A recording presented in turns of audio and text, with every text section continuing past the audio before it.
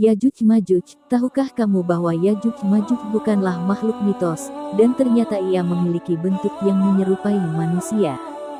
Dalam Islam, disebutkan juga bahwa salah satu tanda akhir zaman ataupun tanda kiamat adalah dengan datangnya Yajuj Majuj. Terdapat banyak keterangan yang kemudian bertebaran tentang hal ini, salah satunya adalah terkait sosoknya. Sebelum lanjut, bantu subscribe channel ini, dan tonton videonya, sampai Anda paham. Yajuj Majuj adalah sebutan untuk kaum keturunan Nabi Adam, yang kemudian menjadi salah satu pertanda datangnya hari kiamat. Pada umumnya, mereka digambarkan sebagai kaum yang gemar membuat kerusakan di muka bumi. Tak ada yang dapat menghalangi kedatangannya, kecuali hanya Allah Subhanahu wa Ta'ala. Disebutkan dalam suatu riwayat bahwa Yajuj Majuj ialah keturunan Yafits putra Nuh. Mereka kemudian tidak tinggal di alam gaib seperti pada malaikat dan jin. Sosok Yajuj Majuj tak digambarkan secara gamblang di dalam Al-Quran. Sebagian ahli tafsir kemudian menggambarkan Yajuj Majuj sebagai simbol dari perangai-perangai manusia yang buruk. Meski demikian, kedatangan Yajuj Majuj adalah sesuatu yang pasti karena sosoknya sudah dijelaskan dalam Al-Quran.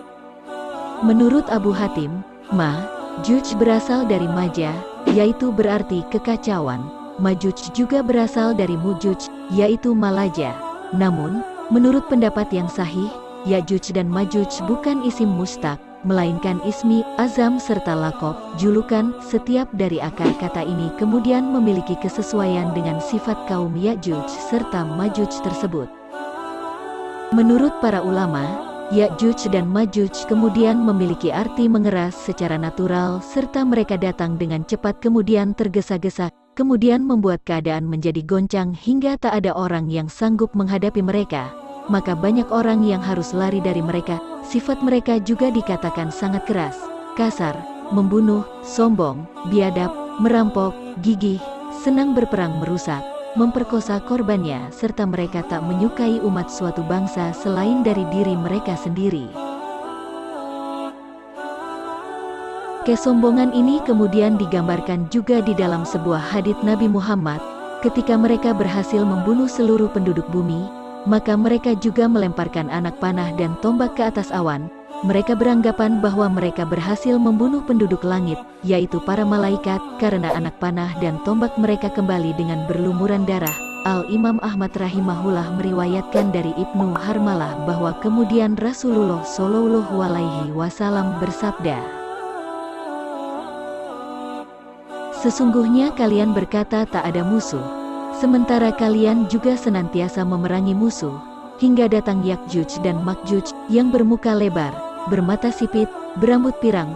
Mereka juga kemudian datang dari setiap arah.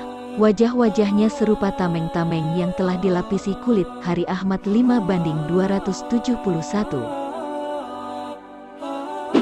Tempat tinggal asli mereka berada di bagian utara benua Asia, tepatnya berada di negara Mongolia bagian timur Turkistan. Selain itu, mereka juga menetap berada di wilayah tersebut serta tidak akan mampu keluar darinya karena terdapat dinding Zulkarnain yang dipasang dengan kuat sejak bertahun-tahun lamanya. Mengenai dinding Zulkarnain, sesungguhnya telah terbuka pada zaman Nabi. Rasulullah juga bersabda, "Hari ini, dinding Yajuj dan Majuj telah dibuka seperti ini."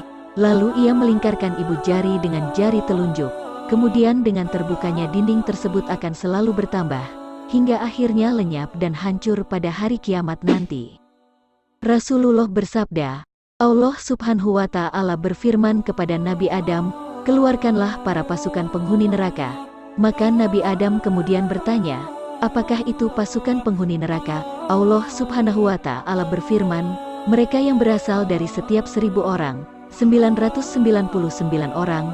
Kemudian kepada para sahabat ia bertanya, "Siapa yang satu ini, wahai Rasulullah?" Aku kemudian menjawab, "Bergembiralah kamu, sesungguhnya penghuni neraka itu dari kalian satu serta dari Yajuj dan Majuj 1000. Hari Bukhari.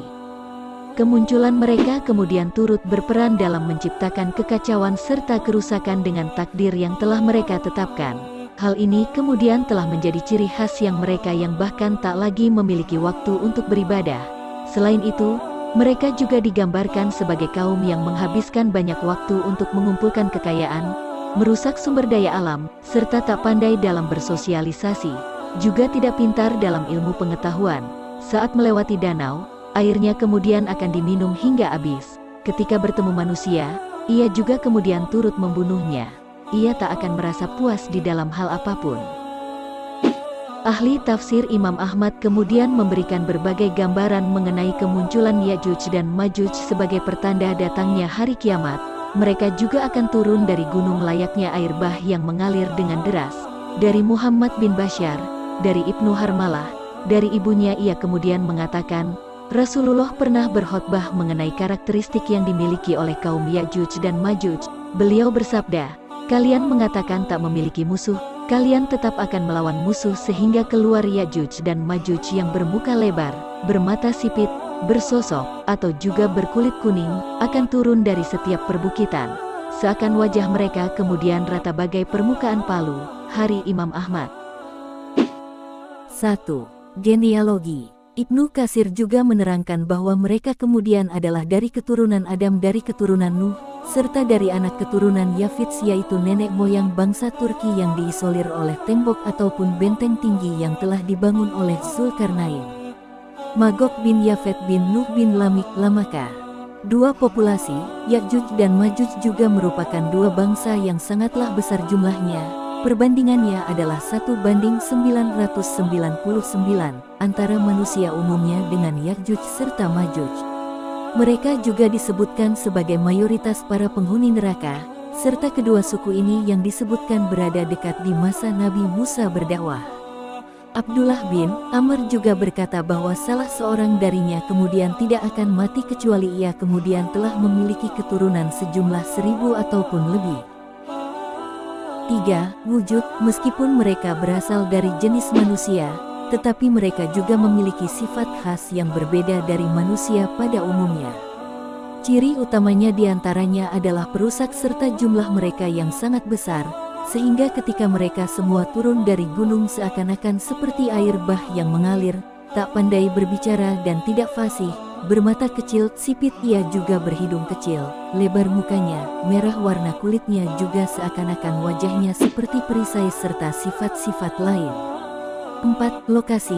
Sebuah lukisan Iran kuno yang berasal dari abad ke-16, menggambarkan pembangunan sebuah tembok. Lukisan oleh Qasim dari abad ke-16 ini kemudian diilustrasikan dari Al-Quran. Manusia membangun tembok dalam menghalangi serangan Ya'juj dan Ma'juj. Raja Zulkarnain, dalam sebuah perjalanannya sampai di suatu tempat di antara dua gunung, dia juga menemukan suatu kaum yang tak dikenali bahasanya. Kaum itu juga mengatakan kepadanya bahwa terdapat bahaya mengancam mereka yaitu dari Ya'juj dan Ma'juj serta mereka meminta untuk membangun tembok yang kemudian dapat melindungi mereka dari kejahatan Ya'juj dan Ma'juj. Kemudian, Zulkarnain yang memenuhi permintaan mereka. Menurut Al-Quran Ya'juj dan Ma'juj diisolasi di antara dua gunung oleh para pasukan Zulkarnain beserta para kaum yang terpencil yang meminta bantuan kepadanya. Mereka juga meminta Zulkarnain untuk membangun dinding pembatas, supaya kedua suku ini tidak keluar dan membuat kekacauan kembali. Meski begitu, pada akhirnya mereka akan berhasil keluar dari dinding pembatas itu.